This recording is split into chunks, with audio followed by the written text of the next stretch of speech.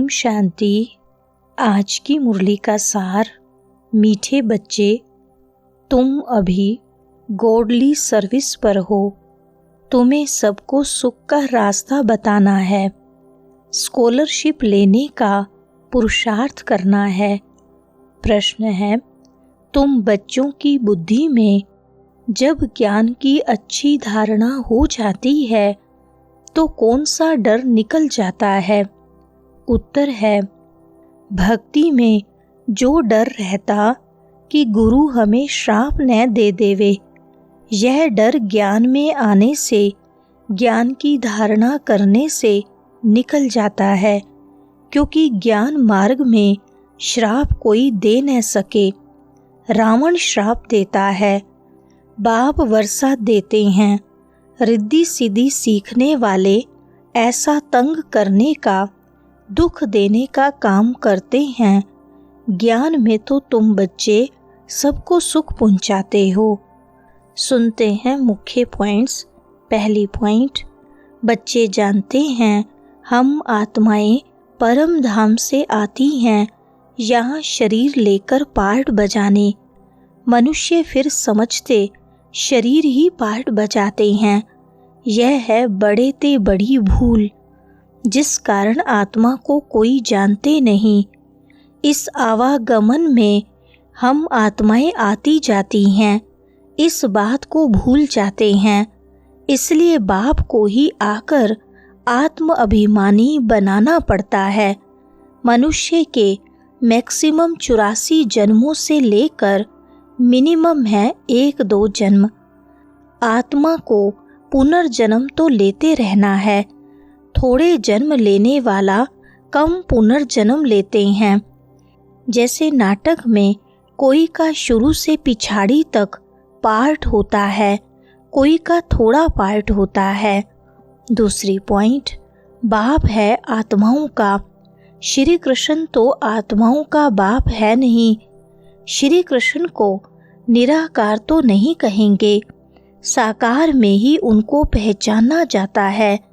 आत्मा तो सबकी है, हर एक आत्मा में पार्ट तो नूंधा हुआ है। यह बातें तुम्हारे में भी नंबरवार पुरुषार्थ अनुसार हैं, जो समझा सकते हैं। अभी तुम बच्चे जानते हो हम आत्माओं ने 84 जन्म कैसे लिए हैं। ऐसे नहीं कि आत्मा सो परमात्मा, नहीं। बाप ने समझाया है हम आत्मा पहले 100 देवता बनते हैं। अभी पतित तमो प्रधान है, फिर सतो प्रधान पावन बनना है। तीसरी पॉइंट, ब्राह्मण कुल की डिनाइस्टी नहीं होती। ब्राह्मण कुल कोई राजाई नहीं करते हैं।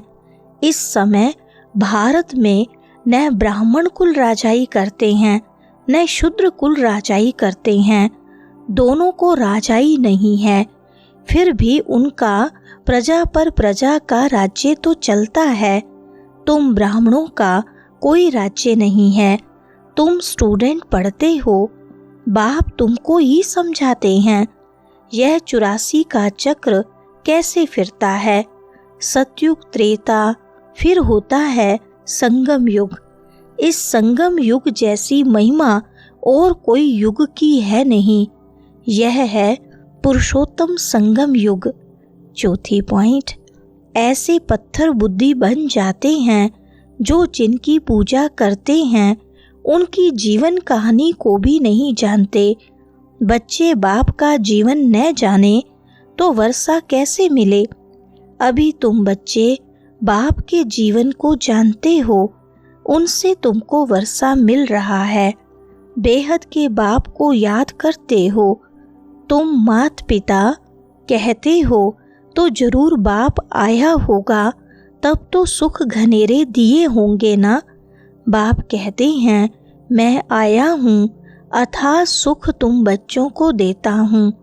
पांचवी पॉइंट, तुम स्वदर्शन चक्रधारी बनते हो। तुमको अब ज्ञान का तीसरा नेत्र मिला है। अब शूद्र से ब्राह्मण बने हैं। कलयुगी ब्राह्मण भी हैं तो सही ना। वो ब्राह्मण लोग जानते नहीं कि हमारा धर्म अथवा कुल कब स्थापन हुआ, क्योंकि वह हैं ही कलयुगी। तुम अभी डायरेक्ट प्रजापिता ब्रह्मा की संतान बने हो और सबसे ऊंच कोटि के हो। बाप बैठ तुम्हारी पढ़ाई की सर्विस, संभालने की सर्विस और श्रृंगारने की सर्विस करते हैं।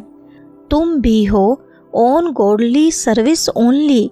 गॉड फादर भी कहते हैं हम आए हैं सब बच्चों की सर्विस में, बच्चों को सुख का रास्ता बताना है। छठी पॉइंट, बाप कहते हैं अब घर चलो।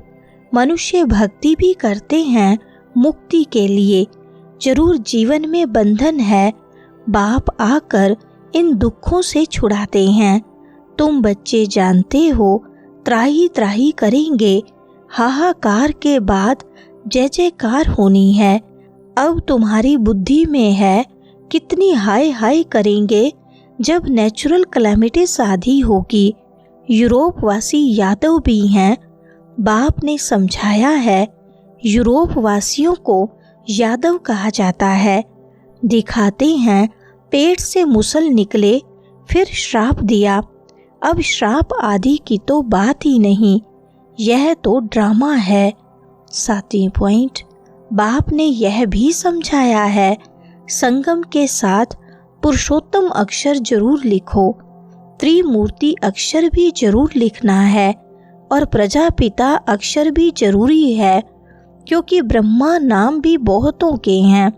प्रजापिता अक्षर लिखेंगे तो समझेंगे साकार में प्रजापिता ठहरा।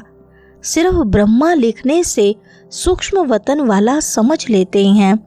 विष्णु को तो दिखाते हैं ब्रह्मा की नाभि से निकला, नाभि आदि की कोई बात ही नहीं। ब्रह्मा सो विष्णु, विष्णु सो ब्रह्मा कैसे बनते हैं? सारे चक्र का ज्ञान तुम इन चित्रों से समझा सकते हो। बगैर चित्र समझाने में मेहनत लगती है। 8वां पॉइंट, बाप ने पहले से नाम दे दिए हैं। जब बट्ठी बनी तो नाम दिए, फिर कितने चले गए, इसलिए समझाया है ब्राह्मणों की माला होती नहीं, क्योंकि ब्राह्मण है पुरुषार्थी, कभी नीचे कभी ऊपर होते रहते हैं। ग्रहचारी बैठती है, बाबा तो ज्वारी था। मोतियों आदि की माला कैसे बनती है? अनुभवी है। ब्राह्मणों की माला पिछाड़ी में बनती है। हम सो ब्राह्मण दैवी गुण धारण कर देवता बनते हैं। फिर सीढ़ी उतरनी है, नहीं तो 84 जन्म कैसे लेंगे? 9वां पॉइंट, बाबा ने समझाया है कि स्लोगन बनाओ, हम शूद्र सो ब्राह्मण, ब्राह्मण सो देवता कैसे बनते हैं, आकर समझो। इस चक्र को जानने से तुम चक्रवर्ती राजा बनेंगे, स्वर्ग का मालिक बन जाएंगे। ऐसे स्लोगन बनाकर बच्चों को सिखलाना चाहिए। बाबा युक्तियाँ तो बहुत बतलाते हैं, वास्तव में वैल्यू तुम्हारी है। तुमको हीरो हीरोइन का पार्ट मिलता है। हीरे जैसा तुम बनते हो, फिर 84 का चक्कर लगाए कोड़ी मिसल बनते हो। अब जबकि हीरे जैसा जन्म मिलता है तो कोड़ियों पिछाड़ी क्यों पड़ते हो? 10वां पॉइंट, तुम बच्चों को बहुत सर्विस करनी है। प्रदर्शनी म्यूजियम में व्यंग मार्ग की सर्विस बगैर तुम प्रजा कैसे बनाएंगे? भल इस ज्ञान को सुनते भी हैं, परंतु ऊंच पद कोई बिरले पाते हैं। उनके लिए ही कहा जाता है कोटों में कोई। स्कॉलरशिप भी कोई लेते हैं ना। 40-50 बच्चे स्कूल में होते हैं, उनसे कोई एक स्कॉलरशिप लेता है। कोई थोड़ा प्लस में आ जाता है तो उनको भी देते हैं। यह भी ऐसे है, प्लस में बहुत हैं। 8 दाने हैं, सो भी नंबरवार है ना। वह पहले पहले राजगद्दी पर बैठेंगे, फिर कला कम होती जाएगी। 11वां पॉइंट, गाते भी हैं सतगुरु बगैर गति नहीं। सतगुरु को छोड़ वह फिर गुरु कह देते। गुरु तो ढेर हैं। बाबा कहते हैं बच्चे तुम्हें कोई देहधारी गुरु आदि करने की दरकार नहीं है। तुम्हें किसी से भी कुछ मांगना नहीं है। कहा भी जाता है मांगने से मरना भला। सबको चिंता रहती है हम कैसे अपने पैसे ट्रांसफ़र करें दूसरे जन्म के लिए। वह ईश्वर अर्थ दान पुण्य करते हैं तो उसका रिटर्न इस ही पुरानी सृष्टि में अल्पकाल के लिए मिलता है। यहाँ तुम्हारा ट्रांसफ़र होता है नई दुनिया में और 21 जन्मों के लिए। वरदान है ज्ञान कलश धारण कर प्यासों की प्यास बुझाने वाले अमृत कलशधारी भव।